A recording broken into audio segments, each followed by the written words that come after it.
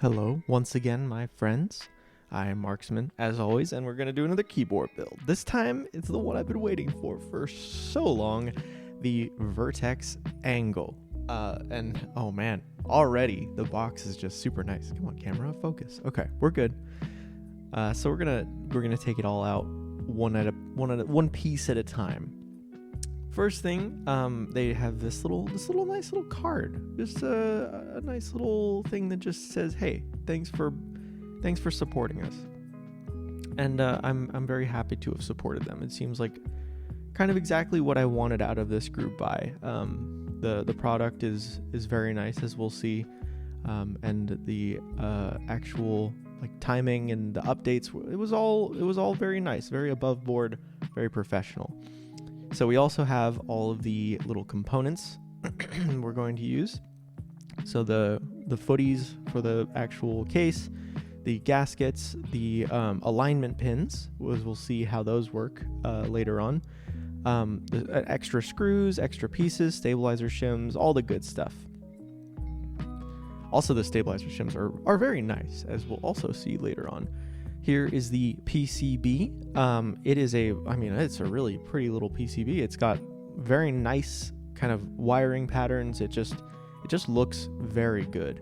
It also has those flex cuts in the middle. It's a very flexy board, and it is solder only, as we saw. It is possible to do like Mil-Max sockets or probably Kale hot swap sockets, but I'm not going to do that because I don't have any intention of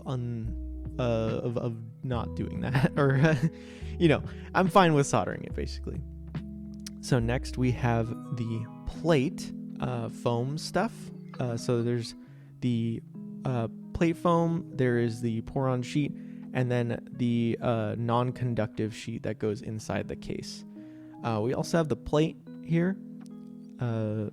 This is the aluminum plate, but I'm actually going to be using the FR4 plate. This is the aluminum half plate, I should say.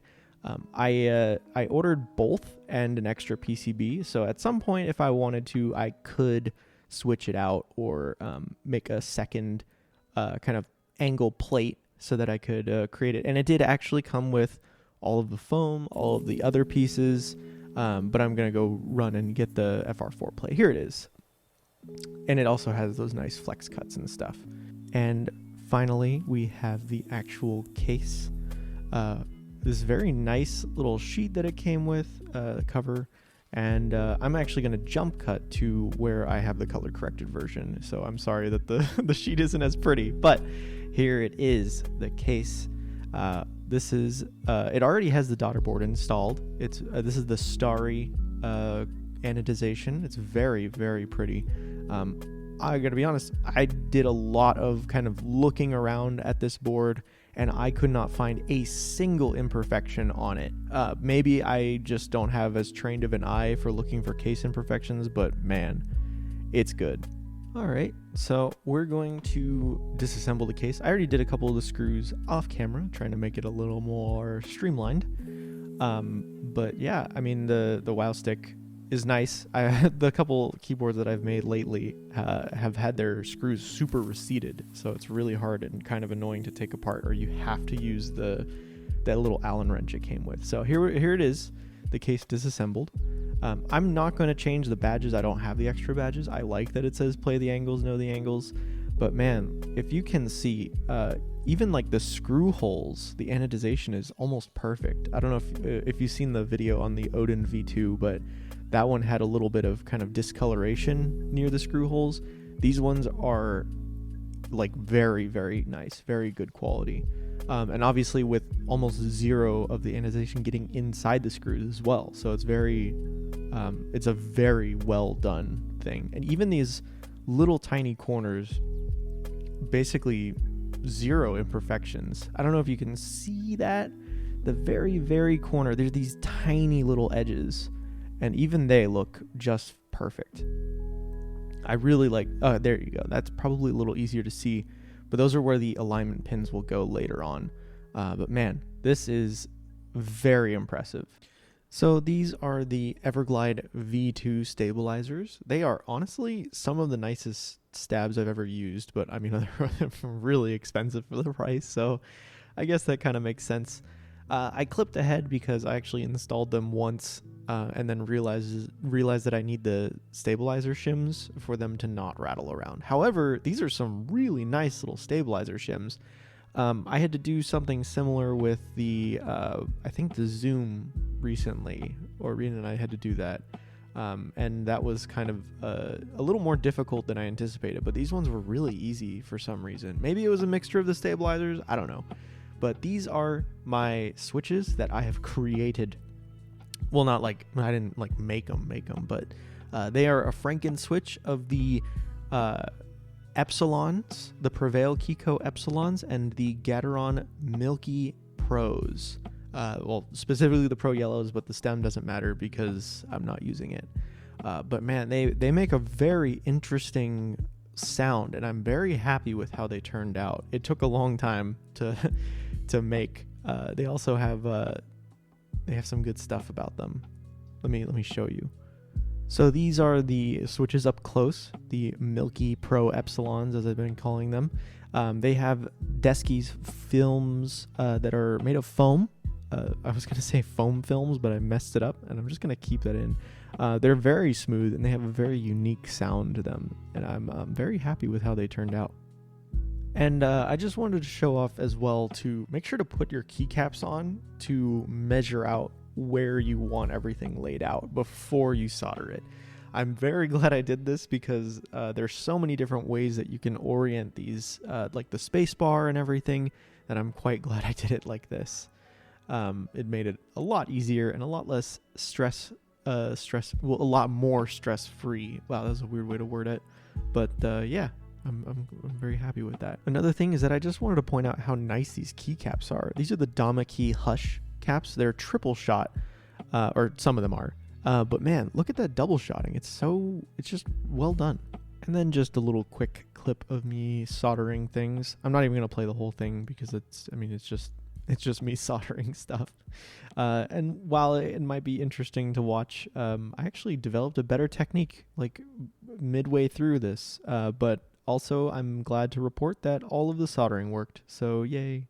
Also, another quick thing is that make sure you test your board with a pair of tweezers before you start soldering. And I did. I just wanted to remind you. All right. So I did all the soldering. I wanted to show off my soldering job because it's probably not that great, but I think it's good. I'm proud of it. I tested to make sure every key worked, and lo and behold, we're good. I plugged it into the daughter board and just hooked it up to my computer. And now I'm handing it off to the sticker queen. She already did it. But here it is. The gaskets are now on. Looks great. It's perfectly lined up. And the nice thing is that these little alignment pins, they're little sticker, like rubber bits that you get. They go in each corner and they actually keep the PCB centered. They keep it from rubbing against the case. And I think that was a really smart decision because that's something that is a very annoying thing to deal with things like the Zoom 65 when you put it all together. But this board definitely thought ahead, and I really appreciate that, especially if it's not going to use something like gasket socks or jackets where they have like a very distinctive place to sit. I think it was a very nice way of doing it. And now we just put on that, I don't know if that's Poron or PE, but the sheet in the bottom to make sure that nothing short circuits. And then we plug it into the daughter board, and now we begin the final assembly. Man, that is bouncy. Wow. I don't know if you can see that, but that is a lot of give, like in a really good way. It might be one of the flexiest boards that I own, which is awesome. Already, I'm like, I'm excited. I had the keyboard in front of me as I record this, and I'm like, oh, this is coming together nicely, and I did it. Granted, it was not a very good day. The rest of the day that I was making this board, but this was definitely a highlight, and I'm very thankful that it worked really well and required very little stress and little effort to get it working, which was great because almost every other board has had something horribly wrong happen at least once, and I can confidently say that did not happen with this board. which is awesome. So yeah, we're just gonna screw it all in. Make sure you get the corners first, and then there you go. It's pretty much good to go. I just have to do the rest of the screws, and I'm not going to record that because that's a lot of just screwing corners in. So I'm gonna skip that. So now all we have to do is put in the keycaps since the case is assembled. I got the Damaki Hush, as I mentioned before, with the triple shot alpha hiraganas, and I really like how these look. I think the purple, white, and dark purple is a very like clean color combo. Like it a lot. Now, with such a special board, we need a special artisan. So I got this one just for this board, and I think it really just brings everything. Nah, you know what? I'm just kidding. What could you imagine? No, I got something actually high quality. Like, look at this thing. I mean, I think it just works really well. I think the color matches. No, I'm just kidding again. Here's the real one. Now, this one I was very happy with. I think it just looks really cool. It's the Japanese word for destruction. It's a very high quality artisan. I bought it on Etsy from a person that was very nice. I think they did a great job with it. And I think also that was like that was like a $40 joke that I just did. That was stupid, but I hope I got you a little bit.